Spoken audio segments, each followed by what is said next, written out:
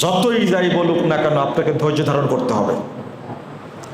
আমরাও মাঝে মাঝে একটু কি রেগে যাই, ধৈর্য ধারণ করতে করতে করতে করতে করতে করতে করতে এক পর্যায়ে গিয়ে কাজ শেষ হয়ে গেছে মনে করেন, আর হয়তো অল্প টাইমে শেষ, কিন্তু কি দুইটা কথা চট করে বলে দিলাম, এতক্ষণ থাকলাম ধৈর্য ধারণ করে।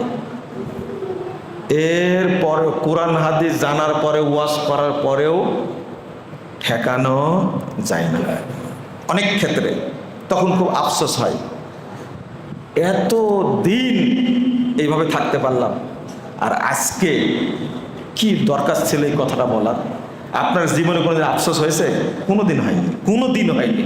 মানে আমার মধ্যে আপনার মধ্যে আদবই নাই, আফসোস হবে কোথায় থেকে? আপনার সাথে কাজের নিয়ে এত বিরক্ত করবে, দুই চারটা থাপ্পড় লাগাই দেবেন, তাই না? আপনার ধৈর্য নাই, নাই ধৈর্য নাই, ধমক দিবেন।